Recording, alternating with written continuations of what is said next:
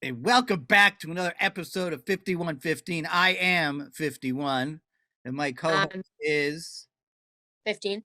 all right.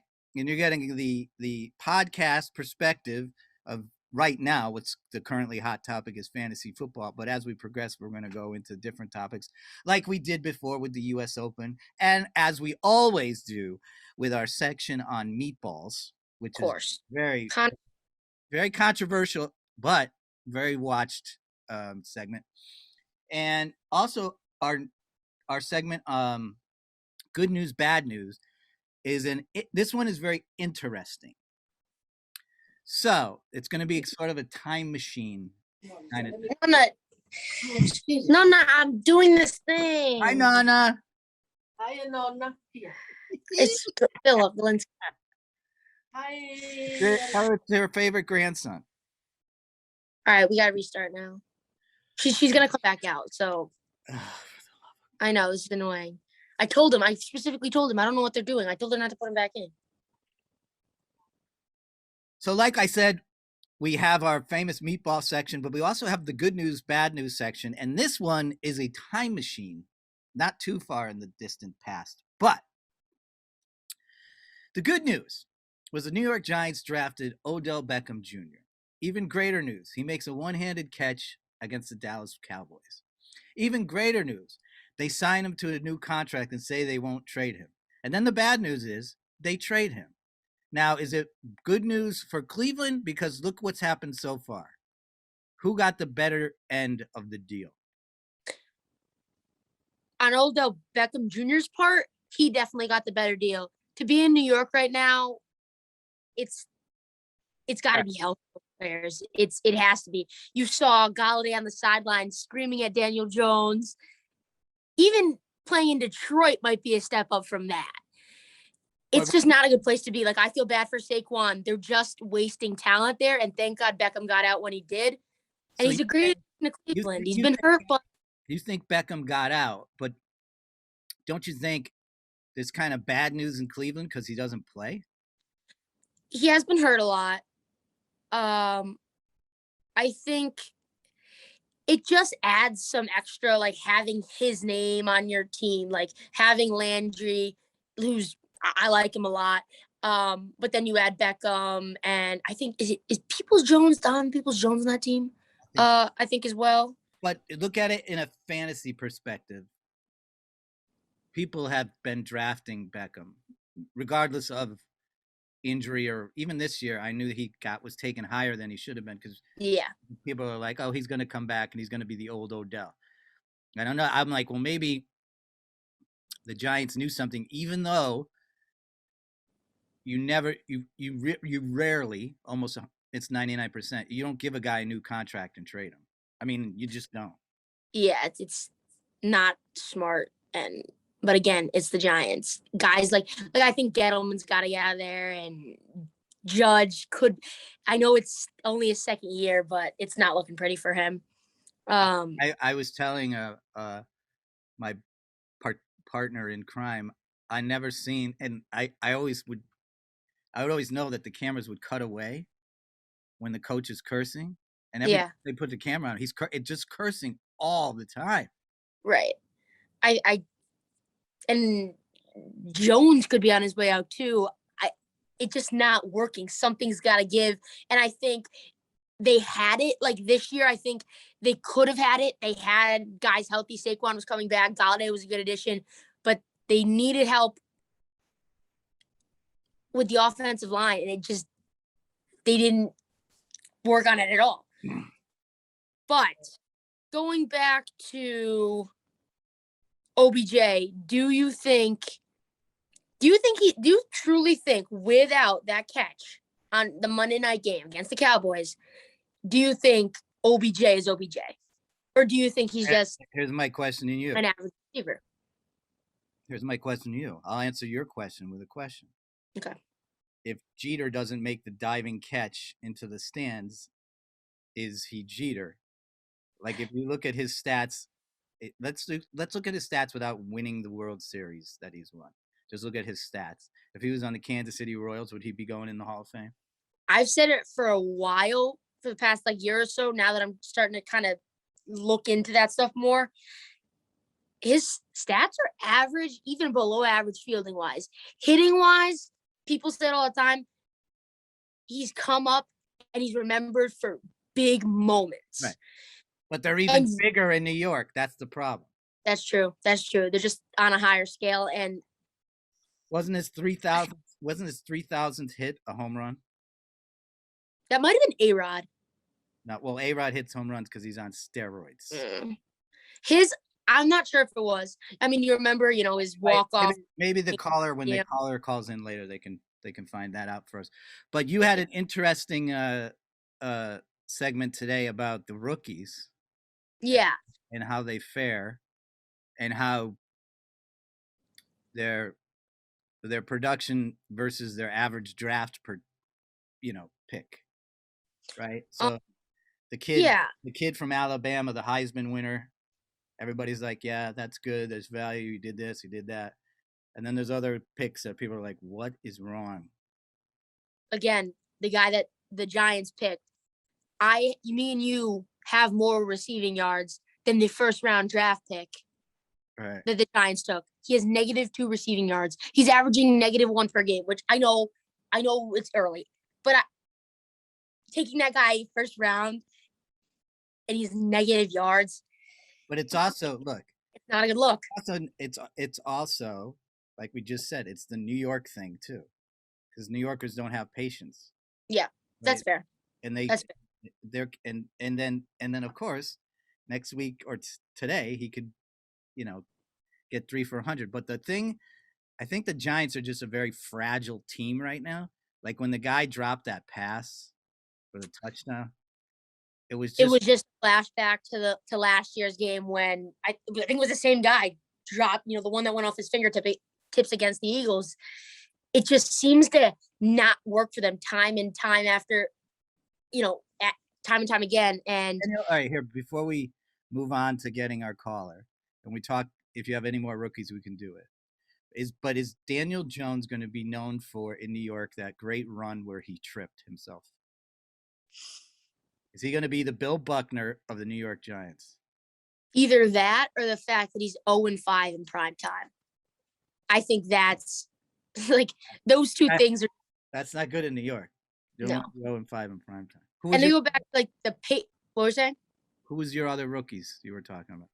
I like Devontae Smith a lot. I think he's going to be a lot better than people thought. Now, obviously, he's the Heisman Trophy winner.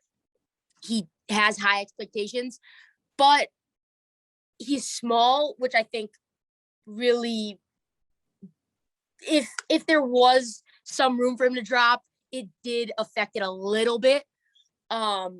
But I think he's gonna turn out just fine. I don't think he's gonna be incredible, but I think the Eagles are in a really good position right now. I like Hurts a lot, and I think they'll mesh well together.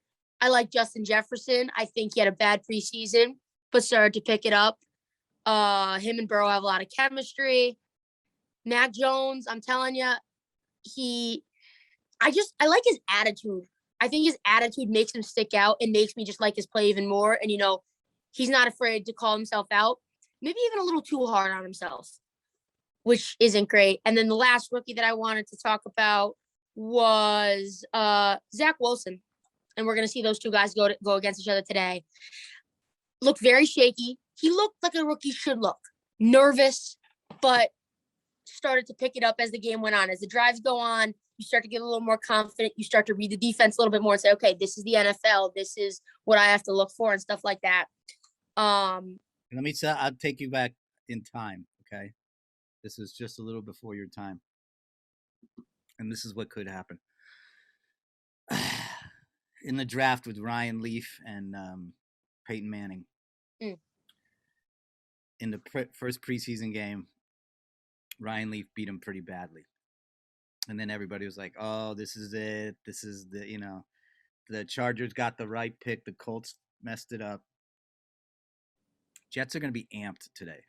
Jets should give the Patriots all they can handle. And if the Jets win, it could be like the curse of the Jets. he won his first game against the Patriots, but never could beat him again. You know that scenario. Yeah. Uh-oh. Look at that. I think we got our caller. Okay. Go ahead, caller. Yeah, Frank from South Gossamer. Hey, Frank. How are you? Good. So just to clarify a couple things real quick, it doesn't really, the Jeter stuff, it is without question the guy makes the Hall of Fame. I'm not saying if he's plays in Kansas City, does that, is borderline whether he gets in, because he had a lot of his big moments in World Series play, which he probably wouldn't have had playing in Kansas City. But based upon his general career and his numbers, he's in. I mean, the guy has like 3,500 hits. I think he's in the top 5 all time for hits. And that alone would get him in. But I mean, he has the most career postseason hits. And yes, his 3,000th hit was a home run. Thank you. And he not only has the dive into the stands play, he has the flip play against Oakland in the playoffs. He has the Jeffrey Mayer home run, which technically was not a home run and wouldn't be today. And he just, certain guys have those moments. Similarly to Brady, and I'm not putting him on Brady's level, but I'm saying there's moments that you just will never forget. But 3,500 hits and the most hits in postseason history, without question, gets you in, on those merits. Essentially, what if you get into the Hall of Fame, whatever sport it is, you get in the Hall of Fame because you guarantee you're going to win the Super Bowl? Right. No. And actually, you're actually going to, that's the guy I was going to bring up. I know it's your guy. And actually, I love that guy a lot too, even though he's a Jet. He was known as being a Jet. But if the Jets don't win that Super Bowl, Joe Namath, I don't really believe he gets in. I think that Super Bowl, because it made the leagues merge and he guaranteed it and so forth. And he's a guy, again, on moments, and he had the persona, and he had, the gambling thing, or the bar with the gamblers. And, he had those kind of moments. He had the fur coats. He had the stockings on his legs in the commercial. He has moments that people won't remember. And that sometimes gets you in a Hall of Fame, but definitely winning that Super Bowl. Because, I mean, the guy had more interceptions than touchdowns. But like you said, New York does help the cause, no doubt about it. New York is going to be paid way more attention to than playing for, Kansas City or Indianapolis or whoever it might be. Yeah. Essentially, every athlete that has a big name, you're going to remember them by, 2 or 3 things. And without those, they're not who they are. And that's just how it's going to go. So, yeah, I guess. And Jeter does have the stats to back it up when you think about it. But they ranked him a little higher than I think he should be. That's what I will say. All right. Okay. Yeah, I definitely. Anything else, caller? Well, my buckle, but I don't. Unfortunately, this was I didn't know we were doing these shows on Sundays. I mean, you guys got to let me know. But right. So I don't have a trivia. Hey, question buckle your belts. Buckle your belts. We don't gotta let you know anything. We won't even answer the phone next time. So just keep tuning in. That's all. Okay, so that being said, I don't have a trivia question, but I do have my quick point. I wanted to give you my Jeter thoughts, but because you brought that up, but my thoughts were just going to be, today's a big day in the NFL, and the basis of, but I'm totally against. Don't freak out. You go 0-2. You go 0-2.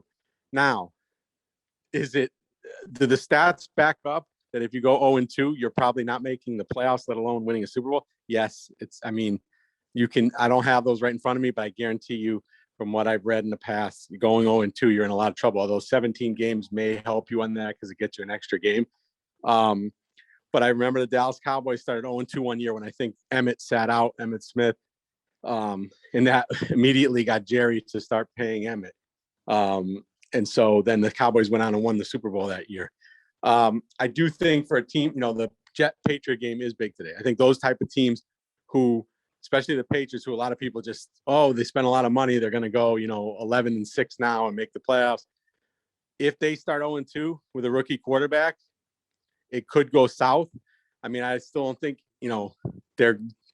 that they don't win, go 8-9 or something like that. But these are 2 winnable games for them, Miami and the Jets, and they should have won that Miami game other than a late fumble. So 0-2 with a rookie at quarterback, it is a big deal for them. I also would bring up the Cowboys today. Hey, everybody, who would call them losers and this and that. Hey, they played really well against Tampa. Very well could have or maybe should have won that game. But they play a tough, I think, Rams team today. And if they don't show up, they're going to be 0-2. And then, maybe in that division, that's okay because it's not the greatest division in the world. But you're in trouble. Buffalo, high expectations. They go 0-2. Does that start caving in? So yes, but I want everybody to realize the sky is not falling if you go 0-2, and the 17th week will help you. But it's a big week. You don't want to be 0-2. How about this? After the 4 weeks, if you end up being 2-2, so you started out 0-2, but then you won your second 2 games. Yes, and at the quarter, if you're at 500, you're okay. Yes, if that was the old Bill Parcells adage, he looked at every season in quarters. He talked about that openly, and he said, "You want to win each quarter," which in his mind is you're 3-1, 3. If you go 3-1, 3-1, 3-1 in the old days of 16 games, you're 12-4. That's a hell of a season. So you can have a 2-4 if you get some 3-1s in there, but I mean a 2-2. I'm sorry, but yes, you're right. That's how you're going to have to look at it. If you go 0-2, you got to look at it. But when you're the Patriots in this example, you got Tampa on the week 4. So, and Brady's coming for blood in that game. So, and you got New Orleans next week. So yeah, I got you. I hear you. You can't go 0-2. No offense to your Jets, but if you go 0-2 and that second loss is the Jets, it's not going to go well. And it's a divisional loss. Yeah, and last week was a divisional loss too. So now you're 0. But either of these teams, you're 0-2 in the division. Yeah. So that's my 2 cents for the week. But yeah, you buckle your belts, Bella. One last question for buckle your belts. We talked about it last week, but I want to give him this question so we can reflect towards the end of the season when we get there. Who are your top 2 Super Bowl picks for this year? Give us your 2 cents on that. Your idea. Well, I mean, obviously injuries can come into play. I mean, to think that the favorites are not Tampa and Kansas City again, but we all know that doesn't usually happen. And I think it was 51 there that said, if I'm not mistaken, your pick was the Titans. Yes. Again, that's the other thing. You can't flip out. That's the perfect example is we're on to Cincinnati from 2014. They got blown out. Tom Brady looked terrible. Everybody was ready to end his career that night. And everybody ate crow on that. And they were 2-2, blown out. So don't give up on your Titans. That doesn't mean, everybody has off weeks. And shoot, Kansas City had their off week in the Super Bowl last year. So all the Titans have to do is get in the playoffs. Yeah. That's it's it. also right. The beginning of the season. Things are gonna be sloppy in the beginning. Green Bay looks terrible. Who knows if Rodgers will start the game anyway, but you can't freak out just yet. Yeah, so that being said, I mean, it's easy to say on paper, Tampa, Kansas City, but I mean, if I had a reach, I mean, Buffalo didn't look great, but again, you can't freak out on that. Ravens don't look good. I mean, Pittsburgh did look okay. I mean, I don't know. I guess if I had a reach and didn't take either of those 2 teams, Jesus. I don't know. I mean, this year might be as open as ever. I don't know who I would take. I think by default, maybe I do take those 2 teams because I just don't see who's stepping up to beat those teams. Those teams are really stacked. But like I said, if Brady or Mahomes goes down, well, now you're talking Gabbert and whoever is the backup for Kansas City. That completely changes everything. So, but I guess, I know that's the chalk, but I think that's the pick right now until somebody shows they're better than those teams. Okay, Kansas City, Tampa. Chad Henne is the backup for Kansas City. We will revisit this question in week 9 because then we'll have more answers. Yeah. And last thing. By the way, our old buddy Urban Meyer's is already getting the questions. Are you going to USC? And I know he said no chance, and I kind of do believe him on that.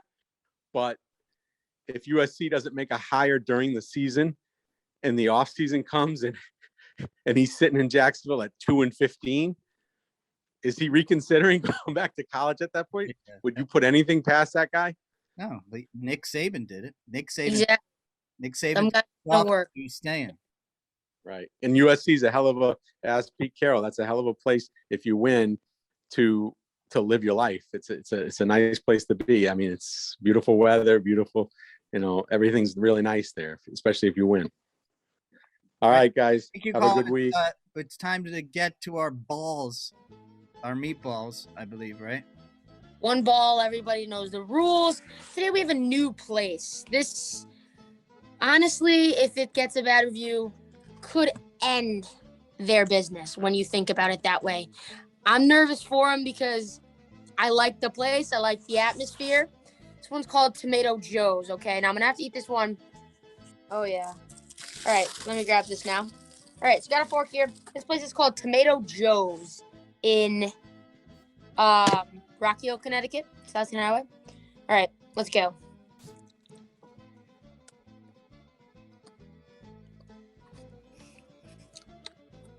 Good flavor. One thing I don't like about it is you can kind of taste that breadcrumby texture, and you get that, like you can tell. Little chalky. Yeah. It's not one of those like squishy meatballs like some places sell. Texture's good, but it's got that like. If it doesn't need dipping sauce, you need to make sure there's some tomato sauce there.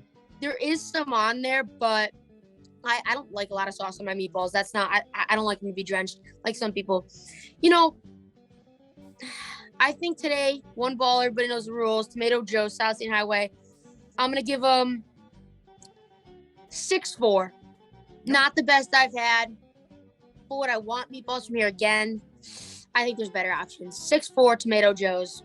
That's the story. All right. Well, there you go. I'm 51 signing off for this week. Enjoy the games, everybody. How are you, 15? You ready to go? 15 out. Let's go. Sunday football. Get your lineups in. That's right.